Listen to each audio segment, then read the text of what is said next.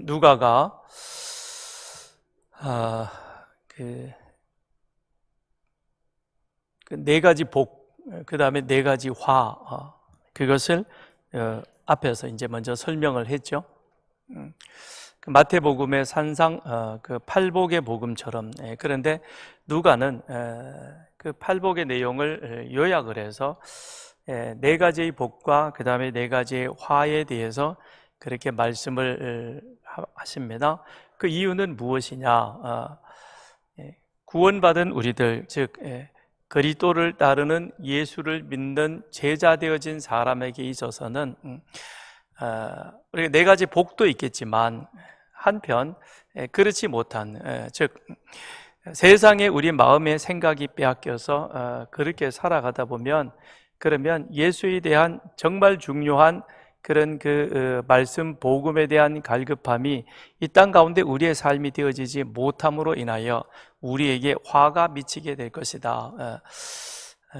그래서 우리는 결단을 해야 된다. 그래서 하나님 앞에서 예수를 따르는 제자로서의 삶이라고 하는 것은, 그거는 마땅히 구원받은 자이기 때문에 이 세상 속에서 우리가 예수를 갈급해하고 예수를 사모하며 예수의 가르침을 실천해가는 그 삶이 우리 속에 그것이 그 뭡니까?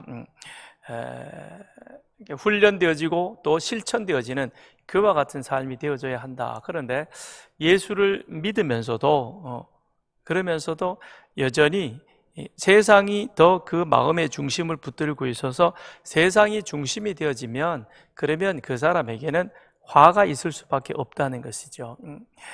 하나님의 나라는 예수님이 이 땅에 오심으로 이미 시작이 되었습니다. 그렇죠? 이제 복음서를 전하면서 자주 나오는 우리가 좀 기억해야 할 단어가 이미와 아직이라는 것입니다. 이미 하나님의 나라는 예수님이 이 땅에 오심으로 2000년 전에 시작이 되어졌고, 그래서 지금도 여전히 그것은 진행 중에 있는 것이요. 그런데 그 아직은 예수님의 재림이 임하지 아니함으로 말미암아 하나님의 나라가 완성되지는 않았다는 거죠. 이미 성취되어진 하나님의 뜻, 하나님의 나라가 성취되어져 있어서, 그리하여 우리는 그 가운데 천국을 사모하며 살아가되 예수 믿는다는 그 의미, 예수를 믿음으로 말미암아 영원한 생명을 받았다, 예수 믿어서 우리는 복된 자가 되었다라고 했을 때에 그것은 장차 우리가 죽어서 저 천국에 가서 받는 그걸만을 의미하는 것이 아니라 당연한 그것이지만, 이미 주님이 오심으로 시작되어진 하나님의 나라, 즉 하나님의 다스림, 그리하여 하나님의 다스림이라고 하는 것은 바로 여기에서 누가가 지금 말씀하고 있는 그런 것이죠. 가난한 자가 복이 있고 하나님의 나라가 이미 너희 가운데 임하였고, 이것은 하나님의 다스림 속에 이미 있어서, 그리하여 하나님의 나라를 사모하고 예수 그리스도의 가르침대로 살아가다 보니까, 그러다 보니까 이 세상에서 때로는 불이익을 당할 수도 있고, 그것 때문에 내 마음이 상하여서 그리하여 우리 안에 눈물이 마르지 아니할 수 있는 그와 같은 일들이 있을 수 있다는 것입니다. 그러나 그런 자가 진정으로 하나님의 그런 다스림, 하나님의 은혜를 삶 속에서 누릴 수 있기 때문에, 비록 세상 속에서는 물질로 삶으로 인하여 고통이, 때로는 왕따를 당하고 때로는 모욕을 당하고 예수 믿는 것 때문에 조롱당하는 것, 우리에게 있어서는 약간 낯선 일일 수 있습니다만, 그러나 지난주에 제가 한번 말씀드렸죠. 30년 전에 그냥 예배당에 들어와가지고 그냥 머리 붙잡아서 가는, 그리고 머리를 빡빡 깎아버리는, 그래서 그렇잖아요, 그렇죠? 얼마나 그게 황당한 일이겠습니까? 그런데 2000년 전에 예수님 당시에는 어땠을까? 더 심각했죠. 더 어려움이 있었습니다. 예수 믿는 것 때문에 공동체에서 내어 쫓기면, 그런데 그런 일이 인도네시아라든지 저런 이슬람권 안에서는 지금도 그런 일들이 일어나고 있다는 것이죠. 그랬을 때 그것 때문에 내가 현실적으로 그런 어려움, 힘든 일들을 당하고 있는 겁니다. 그러나 비록 세상적인 관점에 보면 안 됐다. 뭐 예수가 뭔데 눈에 보이지도 않는 그것 때문에 그러느냐 그러지만, 그러나 그 사람의 안에는 뭐가 있느냐? 하나님의 나라가 이미 임했다는 것이죠. 그래서 하나님의 다스림 속에 현실적으로는 고통이 있지만, 그러나 그 마음 속에는 하나님의 천국을 누리고 있기에, 그러기에 누가는 가난한 자 복이 있나니 하나님의 나라가 너희 것이요, 줄인 자는 복이 있나니 배부름을 얻을 것이요, 우는 자는 복이 있나니 너희가 웃을 것이며, 인자로 말미암아 사람들이 너희를 미워하며 멀리하고 욕하고 너희 이름을 악하다 하여 버릴 때에는 너희에게 복이 있도다 라고 말합니다. 그러면서 그 다음, 그러나 24절, 이 얘기는 무슨 얘기입니까? 저 밖에 있는 아주 그런 사람들을 말하는 것이 아니라 바로 이 자리에 있는 그리스도를 따르는 사람, 사도들, 제자들, 그리고 먼 이방에서 이런저런 이유로 예수에게 와서 예수의 가르침을 받고 예수의 말씀을 듣고 있는 그 사람들을 향하여 주시는 말씀이 바로 그거라는 것입니다. 그러면서 너희는 나를 따른다고 하면서도, 그러면서도 여전히 세상과 하나님 안에서 양다리를 걸치고 있다든지, 말은 입은 예수를 믿는다 그러면서도 실질적인 가치관의 삶 속에서는 하나님의 다스림은 저 멀리 가버렸고 내가 중심이 되어져 있는 그 삶을 산다면 그에게는 무엇이 임하게 되냐? 화가 임한다라는 것입니다. 그런 화가 너희들 가운데 임하게 될 것이다. 그러니 이제는 어떠해야 하느냐? 결단해야 되겠다라는 것입니다. 그래서 이 복과 화를 같이 함께 말함으로써, 그러면서 자, 이제 우리는 진정 이미 하나님의 나라가 시작이 되어서 하나님의 다스림 속에 살아간다면, 그렇다면 나는 어떤 가치관을 가지고 살아갈 것이냐라는 것이죠. 그 결단한 사람이 그 다음에는 어떤 삶을 계속해서 살아갈 수 있느냐. 27절에 그러나 너희 듣는 자에게 내가 이르노니, 제자의 윤리인 것이죠. 그러면 이제 우리는 정말 이 세상 속에서 어떻게 살아야 할 것이냐라는 것이죠. 그건 앞에 있던 사복과 사화는 하나님과의 관계 속에서 우리에게 임할 수 있는 그와 같은 것이라면, 그러면 좋아, 나는 이제 화가 아닌 복을 추구하기로 했고, 그래서 나는 그리스도를 따르는 제자로서의 삶을 살기로 결단했다면, 그렇다면 사람과의 관계 속에서 나는 어떤 삶을 살아갈 것이냐. 그래서 십계명에도 보면 하나님과의 관계, 이웃과의 관계를 말씀해 주고 있는 것이죠. 하나님을 경외하며 하나님을 내 삶의 최우선순위로 두고 나는 어느 곳에서든지 늘 하나님 중심의 삶을 살겠습니다. 그 사람은 이웃과의 관계 속에서도 똑같은 것이죠.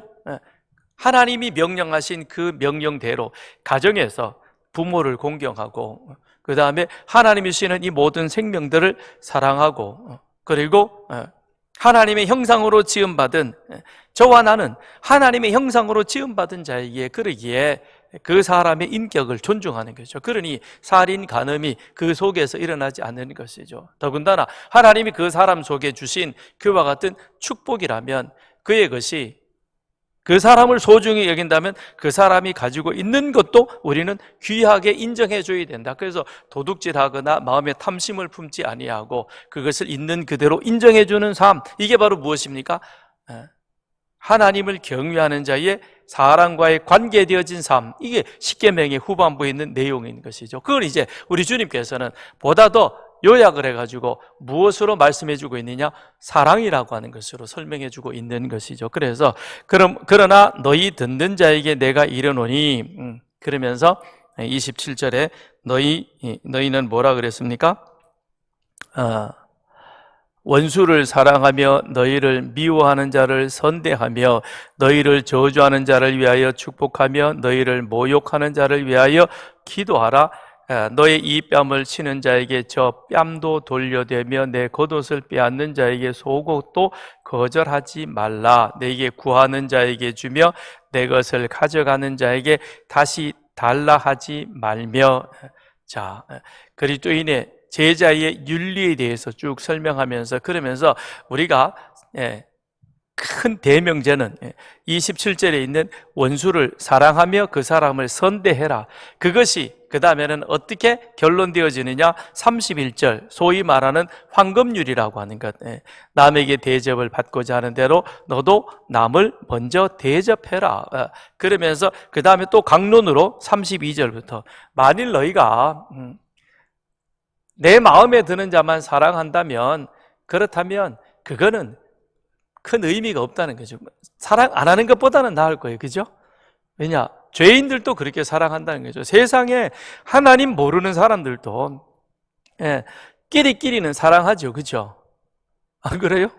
자기 좋아하는 사람, 자기를 사랑해 주는 사람, 그 사람하고는 같이 카페 가서 차도 마시고 밥도 먹고 그러죠. 그렇잖아요? 그거는 그 사람들도 그렇게 한다는 거예요. 그런데 너희가 그리스도를 따르는 사람이 된다 그러면서 세상 사람처럼 하면 그건 뭐 누구나 다 하는 건데 뭔 의미가 있겠느냐라는 것입니다. 그래서 그와 같은 강론에 대해서 말씀해 주고 있는 거죠. 그러니까 먼저 대접해라. 하기 힘든 일이다. 어떻게? 우선 27절 보죠. 원수를 사랑하며 원수를 사랑하라 그랬습니다.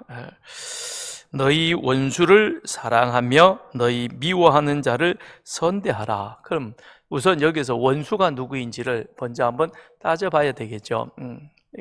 예수님은 로마 제국을 원수라고, 물론 그도 넓은 의미에서 보면 원수가 될 수 있을 것입니다. 그런데 여기서 말하는 원수라고 하는 것은 22절에 가서 보면 인자로 말미암아 사람들이 너희를 미워하며 멀리하고 욕하고 너희 이름을 악하다 하여 버릴 때에 너희에게 복이 있도다. 이렇게 제자들을 대하는 사람이 누구죠? 예수님 당시에 서기관과 바리새인들이었죠. 그죠? 그러니까 똑같이 그들도 같은 동족이요. 그 다음에 그들은 하나님을 알고 하나님을 믿는다라고 말합니다. 그런데 믿지만 그들이 생각하고 있는 하나님을 믿는 하나님의 방법과 그 다음에 예수님께서 그들에게 가르쳐 주시는 그 말씀하고는 차이가 나는 거죠. 처음에는 같은 색깔인 줄 알고 따라왔는데 가면 갈수록 어떻게 돼요? 이게 다르죠. 그죠? 그래서 그 다음에 어떻게 됩니까? 안식일을 가지고 심지어는 시험까지 하게 되고, 이게 바로 무엇이냐? 여기서 말하는 원수라고 하는 거죠. 주님께서 말씀하시는 원수라고 하는 그 의미는 그것은 바로 종교적으로 같은 동족이지만 그런데 그것이 다른, 그래서 미워하고 욕하고 악하다고 말하는 사람.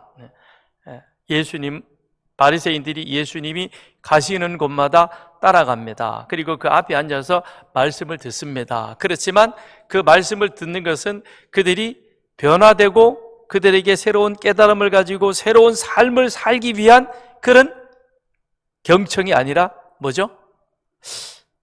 뭐가 틀렸지? 뭐가 문제지? 그러면서 꼬투리 잡기 위해서.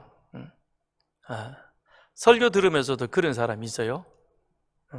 설교 들으면서도 인터넷 검색하고 혹시 예화가 맞는지 틀리는지 뭐 그래가지고 전에 한번 저희들이 꽤 오래됐어요.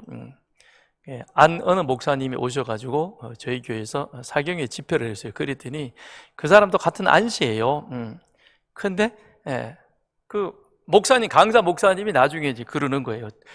당신한테 메일을 보냈는데 뭐가 어떠고 그러면서 뭐 아주 장문의 메일을 보냈다는 거예요. 그러면서 저보고 그걸 보여주고 목사님 아세요 그러더라고요. 그래서 제가 알죠. 근데 그분은 예배 시간에도 가끔 앉아서 졸기도 하고 그런다. 근데 아직 내 설교에 대해서는 그렇게 꼬투리를 잡은 일이 없었는데 그런데 사모가 그때 성경 공부하면서 뭔가 이렇게 했는데 그거 가지고 시비를 붙은 그런 일은 한번 있었어요. 그랬는데 그러는 거예요. 그래가지고는 뭐가 어떠고 저떠고 그래가지고 했대. 그러면서 그 안 목사님 얘기가 더 웃기는 거예요. 그런데 말이에요, 목사님. 내가 또 재밌는 얘기하고 그러면 본인이 그런 거예요. 안호석 목사님 기억나죠? 하여튼 재밌잖아, 그죠? 그래서 자기가 재밌잖아요. 그래서 내가 그렇게 재밌는 얘기하면 앞에 앉아가지고 제일 크게 웃어. 근데 왜 그런지 몰라? 그러고는 그러더라고요. 은혜 받으면 되죠, 그죠?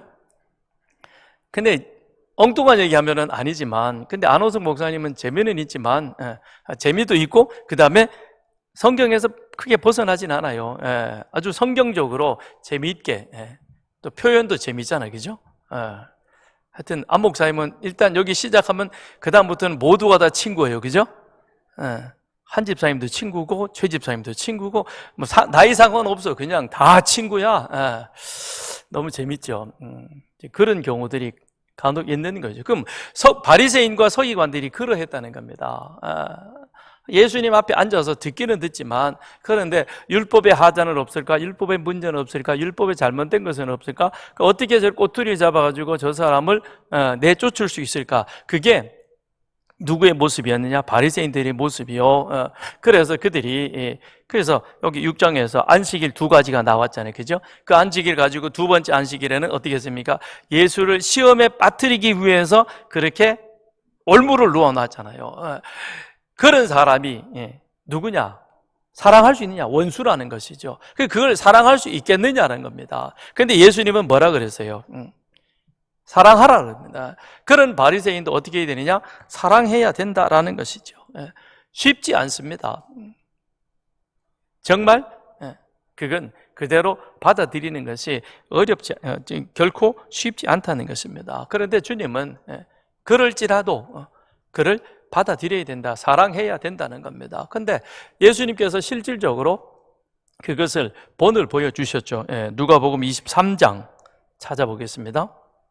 누가복음 23장 34절.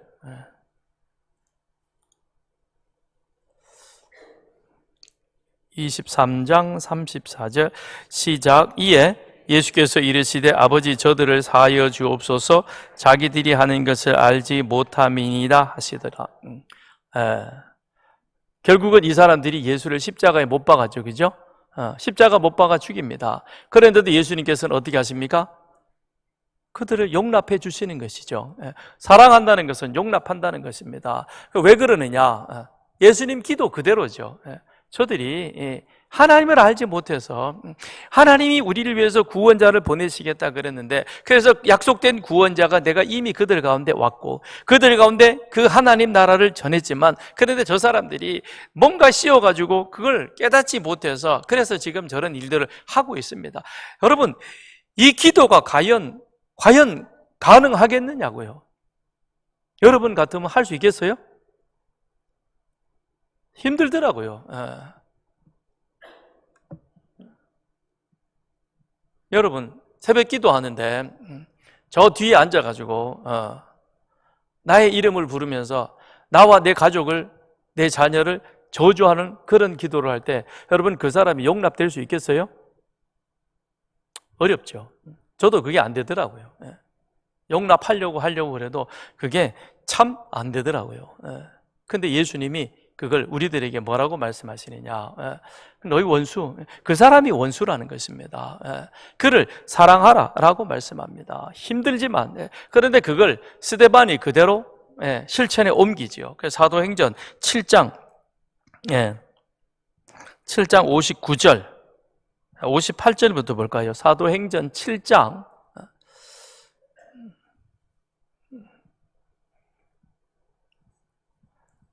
58절부터 60절까지 시작. 성 밖으로 내치고 돌로 칠세 증인들이 옷을 벗어 사울이라 하는 청년의 발 앞에 두니라. 그들이 돌로 스데반을 치니 스데반이 부르짖어 이르되 주 예수여 내 영혼을 받으시옵소서 하고 무릎을 꿇고 크게 불러 이르되 주여 이 죄를 그들에게 돌리지 마옵소서 이 말을 하고 자니라. 예수님과 같은 맥락의 기도이죠. 그죠? 왜 저러죠? 그들이 행동하는 그것이 하나님 예수님을 알지 못해서 그러는 겁니다. 그러니 그들을 용납하십시오. 무지라는 것은 하나님을 알지 못하는 영적인 깨달음이 없는 곳에서 하게 되어지는 행동이라는 것이죠. 그로 인하여서 그들이 지금 하고 있는 일이니, 그러니 저들을 용납하옵소서라고 그렇게 말씀하고 있는 겁니다. 나에게 해를 끼친 그 원수를 나도 똑같은 잣대로 그렇게 판단하여 그를 정죄하는 것이 아니라, 내가 하나님 앞에 나는 하나님 앞에 죄인이었는데, 그런데 하나님이 최고의 사랑을 나에게 베풀어 주셔서 나를 용납해 주셨으니, 그러니 나도 그걸 용납하겠다. 그래서 우리는 구원받은 그리스도의 은혜를 입은 자라면 이제 우리는 뭐가 되어지느냐? 축복의 통로이죠. 축복의 통로라는 것은 은혜가 흘러가는 통로가 되어져야 한다는 것입니다. 그래서 우리 안에 하나님의 은혜가 임하고 그 은혜가 세상으로 흘러져 내려갈 때에 이것이 세상을 변화시킬 수 있는 그런 능력이 되는 줄 믿습니다. 어떤 우리의 논리로, 우리의 어떤 주장으로 그 사람들을 설득시키는 것이 아니라 그냥 계속 흘려 적시는 것이죠. 적시다가 보면 어느 순간에 그 사람들이 축축히 많이 흠뻑 젖으면, 그러면 그리고 돌아서게 될 것이고, 그것이 바로 하나님의 복음을 세상 가운데 흘려 세상을 구원하는 하나님의 구원의 방법인 줄 믿습니다. 왜냐하면 우리가 그런 은혜를 입은 자이거든요. 우리가 올해도 그랬고 작년에도 그랬죠. 우리 한국사를 하면서 우리 대한민국이 참 은혜를 받은 것은, 그건 물론 선교사님들이 다 어느 지역을 가든지 사실상 그 시대에는 가장 큰 엘리트들만 갔습니다. 그런데 우리나라는 특별히 많은 엘리트 선교사, 그것도 더군다나 20대 초반에 30대 초반에 바로 그와 같은 분들이 이 땅에 오셔서 이곳에서 복음을 위하여 당신의 생명을, 피를 쏟아준 결과 오늘 우리가 이런 축복을 누리고 있는 겁니다. 그러니까 우리는 결코 이 은혜를 잊으면 안 되는 거예요. 이건 하나님 앞에서 우리가 우리 후손들과 더불어 영원히 기억해야 될 그와 같은 은혜인 것입니다. 하나님이 그만큼 이 땅을 이렇게 사랑해 주셔서 그리하여 그 사람들, 그들은 그곳에 있으면 얼마든지 최고의 삶을 살아갈 수 있는 그와 같은 자들이지만, 그러나 이곳에 내려오셔서 우리들을 위해서 아무것도 보이지 않는 미개의 땅, 이곳에 그들의 모든 것을 쏟아부어 주심으로 그리하여 지금 우리가 이와 같은 축복의 은혜를 누리고 있는 겁니다. 우리는 그 은혜를 잊지 않는 자가 되어야 한다는 것이죠. 그 다음에 또 내 원수를 사랑하고, 그 다음에 거기에 대한 구체적인 실천에 대하여 너희를 미워하는 자를 선대하라 그랬습니다. 미워하는 자를 선하게 대해야 한다. 선한 행동으로 대해주라라고 그렇게 말합니다. 그러면서 어떻게 우리가 내 원수를 사랑하며 나를 미워하는 자를 선하게 대해줄 수 있느냐, 그런 구체적인 행동이 그 다음 28절부터 30절까지 그렇게 나와 있는 것이죠. 자, 28절에 너희를 저주하는 자를 위하여 축복하고, 첫 번째가 저주하지 말고 축복하라 라고 말합니다. 축복하라는 것은 축복하는 말을 하라는 것입니다. 말의 전환을 바꾸라는 것이죠. 나에 대해서 팍 그렇게 온갖 악한 말, 그리고 온 나쁜 행동, 저주, 이런 것을 퍼부는 자에게 그걸 내가 면전에서 받으면서 그 사람의 축복하는 말을 할 수 있을까? 예수의 제자로 산다는 게 참 쉽지 않은 것 같아요. 그렇잖아요, 그죠? 우린 그러면 저는 얼굴색부터 변하죠. 나한테 왜 이러냐 그래가지고 그럴 겁니다. 저는 속에 있는 생각이 바로 얼굴로 나타나요. 그래서 나는 정치를 못하나 봐요. 그렇지 않아야 되는데, 그러더라도 유감입니다. 그리고 속으로는 칼을 갈아야 되는데, 나는 속에 있는 칼이 금방 나와가지고 상대방에게 이게 드러나니까 안 되는 것 같아요. 근데 예수님은 그게 아니라, 너희를 저주하는 자가 있느냐? 그러면 그걸 맞받아치지 말고 어떻게 하느냐? 말의 전환을 이루라는 것입니다. 축복하는 말을 하라라고 그렇게 말하는 것이죠. 왜 그러느냐? 이것은 하나님 나라의 통치 원리이기 때문에 그러하다는 것입니다. 하나님 나라의 통치 원리라는 것이죠. 우리는 죄인이기 때문에 범죄하는, 그런 저주하는 악한 말을, 그게 우리에게는 일상인 것입니다. 당연한 것입니다. 그러나 하나님 나라에서는 그 저주를 어떻게 바꿨느냐? 우리 주님께서 십자가에서 저들이 하는 것을 알지 못합니다 그러면서 그 당신이 십자가에서 고통을 당하시면서 그 다음에 뭘 바꾸셨습니까? 그들을 축복하는 말로 바꿨잖아요. 그래서 자기 우편에 계시는 강도에게는 뭐라고까지 얘기했습니까? 오늘 너는 나와 함께 낙원에 이를 것이다 그랬습니다. 이게 과연 쉬운 일인가? 그렇지 않은 것이죠. 그런데 주님이 그와 같은 걸 바꾸고 이것이 하나님 나라의 통치 원리라면, 그렇다면 이미 주님이 이 땅에 오셔서 하나님의 나라, 하나님의 통치가 시작되어진 그 통치를 받는 우리들에게도 이 언어 자체가 이제는 바뀌어져야 되겠죠. 그죠? 그래서 축복의 언어가 되어야 되는 겁니다. 이제 더 이상 우리의 입술 속에는 불평하고 원망하고, 그리고 남에 대해서 이런 뒷담화하고, 그 다음에 남의 상처를 주고 흠집내는, 꼬집는, 시기하는, 질투하는 이런 나쁜 말은, 그것은 입에도 올리지 말아야 됩니다. 한번 생각해 보십시다. 혹시 내 말이 축복의 말인지, 정말 성경에서 주님이 말씀하시는 그런 말인지, 아니면 세상적인 그런 말이 내 입에는 늘 많은지, 우리 한번 되돌아봐야 될 것입니다. 우리가 제자라면, 그렇다면 가장 먼저 우리는 어떻게 되느냐? 우리 언어부터 바꿔줘야 하는 겁니다. 그래서 감사와 고맙습니다가 일상이 되어야 되는 것이고, 이 세상은, 이 현실의 삶은 결코 우리에게 고맙습니다, 감사합니다라는 말이 그렇게 쉽게 나올 수 있도록 하지 않습니다. 그렇죠? 그렇지만 그걸 어떻게 됩니까? 내 안에서는 그것을 바꾸어 가지고, 그래서 상대방에게 할 때는 고맙습니다, 감사합니다라는 그런 모습으로 축복의 말로 바꾸어져 가야 한다는 것이죠. 왜냐하면 그게 내가 하나님의 다스림을 받고 있다는 그와 같은 하나님 나라 통치 원리이기 때문에 그렇습니다. 또 하나는 내가 그렇게 해야만 내 영혼이 사는 겁니다. 내 영혼이 사는 거예요. 내가 좀 앉아서 제대로 들어봐요. 여러분 깜짝 놀랐죠? 이 말을 하는 순간, 그 말을 하는 순간, 그 말이 제일 먼저 누구 귀에 들리겠어요? 여러분 귀보다 내 귀에 먼저 들어오는 거예요. 내가 먼저 듣고 내 마음에 먼저 그것이 반응하기 시작하는 겁니다. 그렇죠? 여러분 안 그런가요? 내가 누구에게 화를 내고, 내가 누구에게 욕을 하고, 내가 누구에게 불평을 하고 그러면요, 그 말은 이미 내 영혼을 먼저 건드리기 시작합니다. 상대방에게 가기 전에 내 영혼부터 먼저 건드려 놓는 거예요. 그러니까 내가 나쁜 말을 하면 내 영혼이 그 나쁜 것에 의해서 물들여지는 것이죠. 영향을 받는 것이죠. 그만큼 나는 손해라는 거예요. 여기까지 오셔가지고 열심히 기도하고 찬양하고 그랬는데, 그렇게 투자를 해가지고 탁 한마디 말로 내 영혼의 흠집을 다시, 이건 흠집이 아니라 탁 던지는 순간 이 모든 것들이 와르르 무너지는 겁니다. 내 영혼이 죽는다고요. 그러니까 내 영혼이 살기 위해서 어떻게 하느냐? 지금부터 무슨 말을 한다? 자느라고 못 들었나 봐.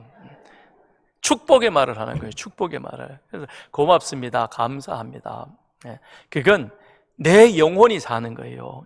이건 정말 중요한 거죠. 그렇잖아요?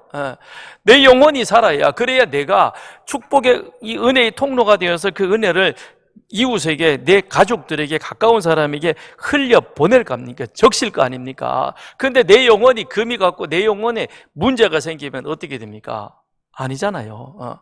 거의 요즘 와서 뭐 그게 밝혀진 일이긴 합니다만, 근데 그걸 뭐 어떻게 후속 조치를 하겠어요? 오염된, 그때 코로나 때, 그쵸? 그 백신 가운데서 이게 뭐가 이렇게 온전치 못한 것도 접종을 한 사례가 있다고. 지난번에 그 나와가지고는 어쩌니 저쩌니 그러고 하더니 그냥 유야무야 돼버렸죠. 그런 일들. 그러면 보십시다. 내가 백신 접종을 받을 때는 깨끗한 걸로 받아야 내 영혼이 살아나는데, 그런데 내 안에 불평의 말, 그런 이 나쁜 말로 내 영혼을 건드려 놓으면, 그러면 내 몸이 엉망이 되는 것이죠. 그래서 내가 살기 위해서 우리는 어떻게 해야 되느냐? 축복의 말을 해야 한다는 것입니다. 축복의 말을 해야 한다. 그 다음에 28절에 보면 계속해서 너희를 모욕하는 자를 위하여 기도하라 그랬습니다. 두 번째는 뭐냐? 기도하라는 것입니다. 첫 번째는 축복의 말. 그러니까 우리가 사랑하고 원수를 사랑하고 그 사람을 선대하는 그 가운데 첫 번째는 축복의 말, 그 다음에 두 번째는 그를 위하여 중보하며 기도하라는 것입니다. 모욕하는 사람, 내 인격에 아주 짓밟는 그와 같은 사람, 내 얼굴에 침을 뱉는 그 사람을 위해서 기도한다? 안 되죠. 그렇잖아요. 그러나 모세는 그러했죠. 모세가 40년 동안 하나님도 인정을 하잖아요. 저 이스라엘 백성들은 목이 곧은 백성이다. 하여튼 쟤들은 진짜 구제불능이야. 물 주면 그때는 해 그러다가 돌아서서 목마르면 그 다음에는 하나님 앞에 삿대질하는 그 목이 곧은 백성이야. 그런데 그런 백성들을 40년 동안이나 광야에서 이끌어가는 모세, 어떻게 가능했겠어요? 기도하는 거죠. 툭하면 와가지고는 삿대질하면서 그러지 않습니까? 그러니 모세도 오죽 정말 힘들었으면, 아니 하나님 내가 쟤들을 낳았습니까? 어째 나한테까지 자꾸 이러는데 저를 나한테 맡기셨습니까? 그렇지만 모세는 그들을 위해서 기도했다는 것이죠. 자기를 그렇게 힘들게 하고, 심지어는 자기 누나까지 그랬잖아요. 그죠? 자기 누나까지 구스 여인을 취한 것을 두고는, 그리고는 괜히 와가지고는 동생한테 뭐라고 막 그러는 겁니다. 모세도 기가 막혔을 거예요. 야, 참 가장 힘이 되어줘야 할 누나가 나한테 왜 저러지? 아무 말을 안 합니다. 하나님이 나중에는 미리암과 모세를 불러가지고 그들을 심판하시잖아요. 그러니 형 아론이 와가지고 뭐라 그래요? 야, 제발 미리암 위해서 기도 좀 해줘라. 나병이 들었는데 어떻게 하면 좋으냐 그러죠. 모세는 둔말하지 않고 가서 그를 위해서 중보하며 기도합니다. 원수를 사랑하고 그를 선대하는 두 번째 방법은 무엇이냐? 기도하는 것입니다. 기도할 때에 저와 내가 함께 같이 살아나게 되는 것입니다. 그래서 우리는 하나님 앞에 엎드려 기도해야 한다는 것이죠.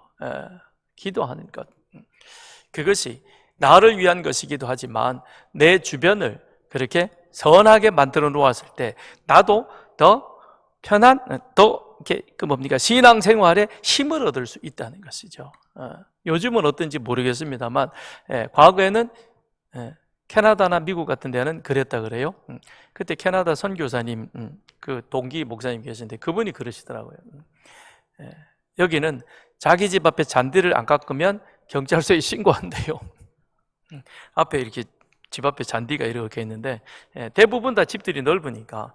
근데 이게 좀 많이 자라가지고 이렇게 좀 보기가 그런데 안 깎고 있으면 경찰서에 전화한대요. 그리고 또 11월 달 되는데 11월 말 12월이면 성탄 트리를 하는데, 장식을 하는데, 근데 이 집에는 아무것도 안 해요. 그러면 또 얘기를 한대요. 야, 너희는 왜 성탄 장식을 안 하느냐, 그죠? 그죠? 그러니까 같이 해가지고 같이 이걸 보면 좋잖아, 그죠? 마찬가지인 것입니다. 기도는 그와 같은 것이죠. 우리 집 잔디는 잎을 깎았는데 저 집 잔디 안 깎아 놓으면 보기 흉하니까 같이 깎고, 그래서 어떻게 해요? 기도라는 것이 같이 해주는 것이죠. 네가 하나님 앞에 바르게 설 수 있도록 내가 도와주겠다라는 겁니다. 그래서 기도하라. 그 다음에 세 번째는 29절, 너희 이 뺨을 치는 자에게 저 뺨도 돌려대며 내 겉옷을 빼앗는 자에게 속옷도 거절하지 말라. 뺨을 치는 자에게 저 뺨도 돌려대라. 보복, 원수 갚는 것을 포기하라는 것입니다. 주일날 오후에 제가 말씀을 드렸죠, 그죠? 오른편 뺨을 돌려치는 것은, 그것은 살인적 의도가 있기보다는 인격적 살인인 것이죠. 그 사람의 인격을 개무시해버리는 그런 것이 바로 오른 손등으로 상대방의 오른편 뺨을 갈기는 것이죠. 그 얼마나 이게 모욕적입니까? 그런데 거기에 대해서 그냥 통과하라는 것이죠. 거기에 대해서 동해보복법. 그래서 바리새인들은 네가 그렇게 졌으면 나도 그만큼만 치겠다, 그런데 그렇게 원수 갚는 데 사용했지만, 그러나 우리 주님은 그러지 말라, 그것까지도 그냥 용납하고 받아주라라고 그렇게 말씀하고 있는 겁니다. 그래서 보복하지 말라, 보복을 포기하라. 그 다음에 네 번째로 했던 말씀이 무엇이냐? 겉옷을 빼앗는 자에게 속옷도 거절하지 말고 구하는 자에게 주며 내 것을 가져가는 자에게 다시 달라 하지 말며. 야, 참 제자로 살려면 손해도 많이 봐야 될 것 같아요, 그죠? 저희 신학교 다닐 때 목회 실습 시간에 원로 목사님 오셔가지고 그런 말씀을 해요. 앞으로 가서 신방할 때 어느 집에 가든 어느 성도의 가정에 가든 보고 좋으면 그냥 좋다고만 얘기하지 너무 그거 가지고 이렇게 자꾸 얘기하지 말래요. 그러면 그분이 상당히 부담스러워 한다는 거죠. 아이고, 목사님이 저렇게 얘기하는 거 보니까 혹시 갖고 싶어서 그런 건 아닌가. 그래서 부담이 되니까 그러지 말고 가서 보면 너무 좋은 거 갖고 계시는군요. 그러고는 끝내라 그러더라고요. 근데 이제 겉옷을 빼앗는 자에게 속옷도 거절하지 말라. 옷 2개 있는데 겉옷은 저당 잡히지만 속옷은 저당 잡힐 수가 없는 겁니다. 그런데 이 사람이 겉옷을 저당 잡아놓고 저 사람이 오늘 빚 갚을 형편이 안 될 것 같으니까 어떻게 해요? 법정에 데리고 가가지고는 저녁 때에 그 사람의 속옷까지도 가져간다는 거죠. 그러니까 어떻게 하라는 거죠? 그럼 다 주라는 거예요. 다 주라는 거예요. 여러분 좀 주세요. 다 주라는 거예요. 그러니까 뭐죠? 포기해라. 물질적 손해를 감수해라. 너무 그렇게 사람 앞에서 아주 그냥 주판을 튕기면서 그러지 말고, 야, 지난번에 나 샀으니까 이번에 네가 싸. 그래. 한 번 더 사주면 좋죠. 내가 사줄 수 있다는 게 은혜죠, 그죠? 아닌가요? 내가 그 사람에게 밥 한 번 사줄 수 있고 커피 한 잔 사줄 수 있는 게 그게 하나님의 축복받은 은혜 아닙니까? 아무도 대답하는 이가 없군요. 아니, 여러분 보고 내가 밥 살라라 그러니 아는 그렇게. 자, 그러니까 사줄 수 있고 나눌 수 있다는 것이 은혜입니다. 그러니 그걸 우리는 충분히 가져가라는 것입니다. 그래서 그렇게 하라는 이유는 무엇이냐? 이것을 말씀하시는 이가 우리 주님이시요. 주님께서 이렇게 말씀하시는 그 이유는 우리 주님이 우리 삶의 주인 되시기 때문에 그러하다는 겁니다. 동시에 주님께서 이 말씀을 하시고 그런 다음, 자, 그러면 너희는 이제 어떻게 살 것이냐? 우리는 현실 속에 맞닥뜨려서 저게 나인데 왜 저러지? 이걸 내 거는 나는 손해볼 수 없어. 그리고 움켜잡는 이런 현실의 삶에만 우리는 몰두했는데, 그런데 주님이 이렇게 말씀하신 이유는 무엇이냐면 우리의 주권자이시며 동시에 우리 주님께서 지금 이렇게 말씀하시고 너희들이 이와 같은 행동을 내 제자라고 말하면서 실질적으로 너희 삶 속에서 그렇게 살아가고 있는지 내가 지켜본다는 겁니다. 저는 이게 더 참 두려운 모습인 것입니다. 인간인지라 가끔은 우리도 실수할 수 있고요. 그런 마음이 저는 쪼그라들 때도 있고 옹색해질 때도 있습니다. 제가 여기 서산에 와가지고 서산교회에서 목회하면서 우리 옆에 있는 목사님이나 이런 분들의 어떤 경조사가 있으면 제가 거의 빠짐없이 다 참여하거든요. 다른 거는 안 가더라도 거기에는 갑니다. 특별히 은퇴하시는 목사님, 그 다음에 결혼식장보다는 장례식장을 어려우니까 이렇게 가는 제가 빠지지 않고 거의 찾아가는데, 근데 저도 참 인간인가 봐요. 그래서 제가 가까이 지내기도 했고, 그 다음에 뭐 이런저런 여러 가지 이런 얘기도 많이 나누었고, 이렇게 했던 그 목사님 한 분이 계시는데, 그분이 조금 시간이 됐어요. 설날 연휴인데, 근데 장례가 난 거예요. 그래서 그걸 늦게 이제 저도 연락을 받았어요. 근데 안 갈 수도 없고 갈 수도 없고, 그래서 그래도 가야지. 그래가지고는 그날 눈이 내리기도 하고, 그런데 그날 저녁에 거기를 갔다 왔어요. 가서 보니까 설날인데다가 또 저녁이고 눈이 오고 그러니까 사람들이 거의 없어요. 그래서 그 목사님하고 앉아서 한참 앉아서 이런저런 얘기하고는 그러고는 돌아왔어요. 그리고 그냥 잘 지냈어요, 그동안도.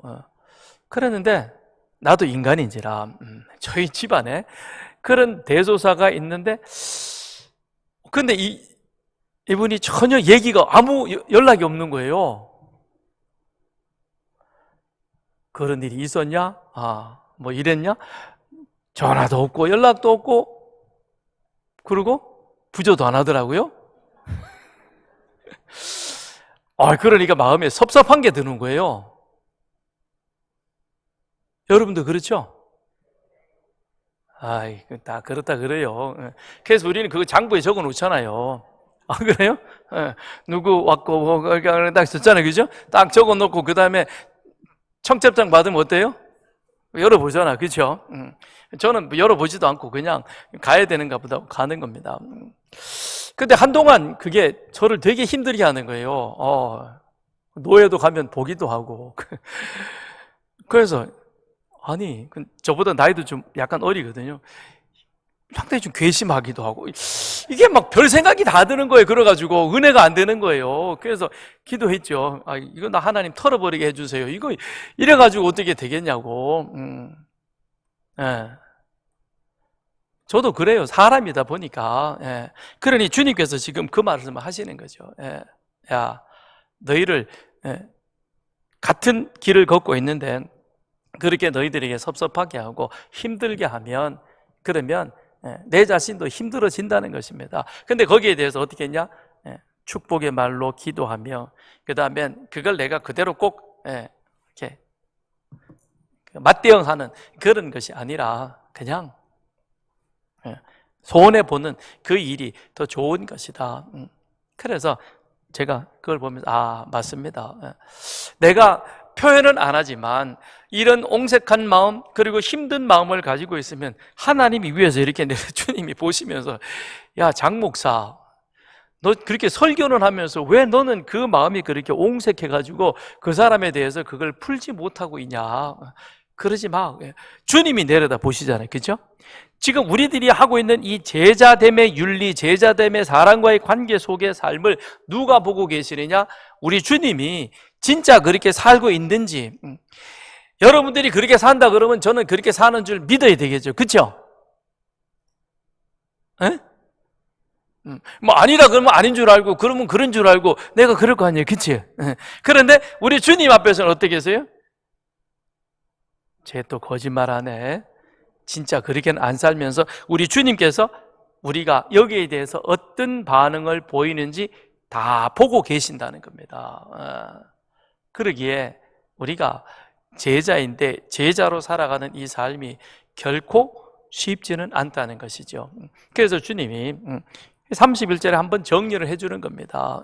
남에게 대접을 받고자 하는 대로 너희도 먼저 남을 대접해라. 그래, 너희가 너희를 미워하고 너희를 대적하는 그 사람을 똑같은 모습으로 너희가 그걸 넘어서서 축복하고 그 다음에 그 포기하면서까지 살아가는 것은 쉽지 않을 것이다. 그러나 뭘 기억하느냐?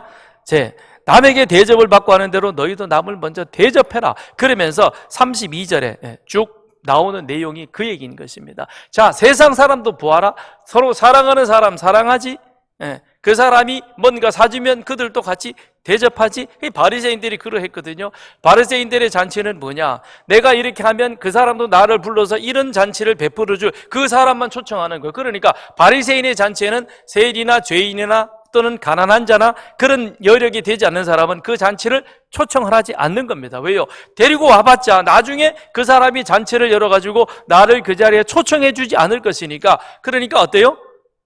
밥값만 손해나는 거예요. 그러니까 초청을 안 한단 말이에요. 그러나 이게 바리새인들의 모습이었거든요. 그 주님은 그 얘기를 지금 하고 있는 거죠. 너희가 세상의 바리새인들은 그들은 하나님을 믿는다 그러면서 저렇게 하고 있다. 근데 만일 너희가 그런 옹졸한 마음을 가지고 그렇게 있으면 그러면 너희도 뭐가 되느냐?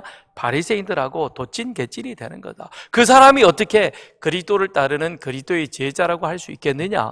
그래서 31절에 뭐라고 얘기하느냐? 남에게 대접을 받고자 하는 대로 너희가 먼저 남을 대접해라. 왜 저 사람 나한테 먼저 전화 안 하지? 그런 말 하지 말고 여러분이 먼저 전화하십시오. 왜 나한테 카톡 안 하지? 그 말 하지 말고 요즘 어떻게 지내? 잘 지내? 주일날 보기 힘드네? 그렇게 한번 카톡을 먼저 하라는 겁니다. 자기 저쪽이 먼저 전화하길 바라고 저쪽이 먼저 문자를 보내길 바라고 저쪽이 먼저 밥 먹자고 그렇게 기다리지 말고 어떻게 해요?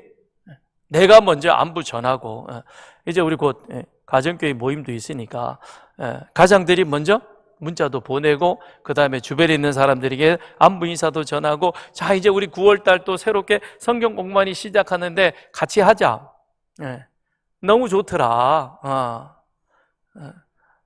목사님보다 사모님 가르치는 게 훨씬 재밌는 것 같아. 그러니까 오면 좋겠다. 뭐 그럴 수도 있잖아요, 그죠?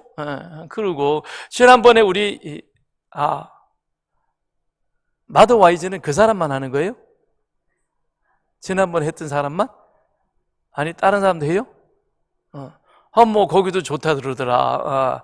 교리반에 가니까 또 우리 강 목사님이 너무 신선하고도 좋다더라. 그러니까 교리반에도 와서 교리 좀 배워. 그래야 좀 잘 되잖아. 그렇게 해가지고 연락하고, 그죠? 같이 와가지고는 같이 하고, 같이 배우고, 같이 은혜 받자. 그러라는 겁니다. 그게 바로 뭡니까? 너희가 먼저 전화하고, 너희가 먼저 연락하고, 너희가 먼저 대접하고, 너희가 먼저 손을 내밀어서 너희가 먼저 이끌어가라. 왜냐? 세상 사람은 이해관계를 따져가지고 내가 이렇게 할 때 저 사람이 나에게 뭔가를 도움이 되느냐? 그러면 가지만 그러나 우리는 그게 아니라는 것이죠. 우리는 뭐냐? 철저하게 하향식, 톱다운 방식, 위에서부터 밑으로 내려오는 게 우리는 죽어마땅한 자, 우리는 정말 이 자리에 있을 수 없는 자격이 있는 자가 아닌 반드시 하나님의 심판대 앞에 서야 되는 그와 같은 자인데 그런데 하나님이 아무 조건 없이 당신의 아들을 내어주시면서 우리에게 세상과 비교할 수 없는 최고의 사랑과 최고의 은혜를 우리들에게 아낌없이 쏟아 부어주신 겁니다. 그 은혜를 받았으니 그러니 그 다음엔 어떻게 하느냐? 그 은혜가 무엇인가를 안다면 그렇다면 내가 먼저 손 내밀어서 내가 먼저 그 사람에게 사랑한다, 같이 밥 먹자, 같이 함께 가자, 같이 함께 우리가 은혜 받아 함께 같이 하나님의 축복을 누리자라고 그렇게 말하는 겁니다. 왜 그렇게 하느냐? 그렇게 되어지면 그 다음에 35절부터 38절 거기에 대한 보응이, 대가가 하나님 주님이 약속해 놓고 있는 것입니다. 자, 35절. 오직 너희는 원수를 사랑하고 선대하며 아무것도 바라지 말고 꾸어져라. 그리하면 너희 상이 클 것이요 또 지극히 높으신 이의 아들이 되리니 그는 은혜를 모르는 자와 악한 자에게도 인자하시느니라. 그 다음에 37절에 보면 비판하지 말고 그 다음에 정죄하지 말고 용서해 주라는 것입니다. 그러면 어떻게 되느냐? 우리는 비판받지 않고 정죄받지 않고 용서함을 받을 수 있다는 것입니다. 하나님은 콩 심은 데 콩 나고 팥 심은 데 팥 나는, 심은 대로 거두는 것입니다. 아무것도 안 심으면 거둘 게 아무것도 없습니다. 그냥 나 혼자서 나는 다 싫어, 그냥 나 혼자 잘 믿을래. 그래요. 혼자 잘 믿으면 그 사람은 천국 가면 혼자예요. 근데 여기서 힘들지만 야 오늘 수요일날 안 갈래? 요즘 목사님 말씀이 너무 재미가 있어. 그러니까 가자. 수요일날 아니 좀 재미없더라도 재미있다 그러고 같이 오시면 좋잖아요, 그죠? 그리고 주일 오후에도 같이 가자. 집에 오후 일찍 가면 뭐하냐? 그러니까 같이 우리 오후에 같이 성경 공부, 그러면서 옆에 사람을 끌고 같이 앉아서 같이 은혜 받으면 그러면 천국 가서 뭐냐? 거둘 게 많다는 거예요. 하나님은 너희가 심은 대로 거두려, 너희 뿌린 대로 거둔다 그랬습니다. 이 땅에서 뿌린 것이 없고 심은 것이 없으면 거둘 것도 없는 겁니다. 거둘 것이 없다는 것은 천국에 상급도 없다는 겁니다. 그저 부끄러운 구원만 받는 것이죠. 아니 여기서도 힘들게 살았는데 천국 가서는 좀 떵떵거리며 살아야 되지 않겠어요? 안 그러겠어요? 천국 가서는 좀 넓은 집에 여유롭게 팍 이러면서 살아야 돼요. 그러려면 어떻게 하겠어요? 많이 뿌리고 많이 심으라는 거죠. 그래서 주님이 말씀하시는 거죠. 많이 뿌리고 많이 심으라. 38절. 주라 그리하면 너에게 줄 것이니 곧 후이되어 누르고 흔들어 넘치도록 하여 너에게 안겨주리라. 하나님이 주시는 축복은 풍성하다는 것입니다. 우리가 전화 한번 했지만 그러나 하나님은 그런 우리의 수고를 결코 잊지 아니하시고 어떻게 하시느냐? 여기 보세요. 후이 되어 누르고 흔들어 넘치도록 기가 막히는 거죠. 꽉꽉 밟아서 우리 삶에 축복을 주신다는 겁니다. 왜 우리는 그래야 되느냐? 제자이기 이전에 예수 십자가로 말미암아 이제는 하나님의 형상이 회복되어진 하나님의 자녀라는 것이죠. 원래 우리가 하나님의 형상대로 지음받은 자인데 죄로 인하여 하나님의 형상이 이것이 엉클어져 있다가, 그런데 예수 십자가 보혈로 싹 씻어가지고 우리 안에 다시 하나님의 형상이 회복된 자인 것이죠. 그래서 우리는 제자이기 이전에 먼저 하나님의 형상, 하나님을 닮은 하나님의 아들이요 하나님의 딸이요, 그런데 그 하나님의 아들이요 딸인데 이제는 하늘나라의 가치관을 가지고 이 세상을 살아가는 제자이기에 우리는 마땅히 이렇게 살아야 한다는 것입니다. 저와 여러분은 제자입니다. 제자로 살아가는 것이 이 타락한 세상 속에서 결코 쉽지는 않습니다. 그러나 우리 주님께서 그렇게 사셨고, 주님의 사셨던 모습을 스데반이 그렇게 살아가셨고, 그 다음에 바울과 그리고 베드로도 똑같은 모습으로 그런 삶을 살면서 너희는 왕같은 제사장이요, 그리고 이 땅에 제사장 백성으로서 그와 같은 하나님의 은혜 가운데 살아간다는 것을 우리들에게 가르쳐 주셨습니다. 그렇다면 우리도 이제는 그렇게 살아야 할 것입니다. 우리는 축복하며, 그리고 그들을 위하여 감사하며 기도하며, 그리고 비록 손해를 볼지라도 그럴지라도 우리를 힘들게 하는 자를 선대하면, 그러면 하나님께서 우리의 심은 것을 결코 그냥 버려두지 아니하고 풍성하게 거두되 하나님이 놀라운 은혜와 축복으로 그렇게 채워주실 줄 믿습니다. 같이 기도하겠습니다. 기도할 때, 하나님, 저는 그리스도의 십자가로 구원받아 그분의 나라로 옮겨지는 하나님의 은혜를 입은 자입니다. 그래서 나는 하나님의 형상이 회복되어져서 이제는 그리스도의 가르침을 따라 살아가는 그리스도의 제자인 것입니다. 그러므로 주님의 가르침을 따라 살아가는 자가 되게 해 주옵소서. 그렇게 살아가는 것이 저에게는 힘이 들고 어렵습니다. 그러나 주님께서 명령하셨기에 주님의 말씀을 기억하며 살겠습니다. 하나님 도와주시옵소서. 그리하여 날마다 내 삶 속에 하나님의 은혜로 풍성하게 채워지는 그런 복된 은혜를 경험케 하여 주옵소서. 우리 다 같이 주님 한번 힘있게 부르시고 기도합니다.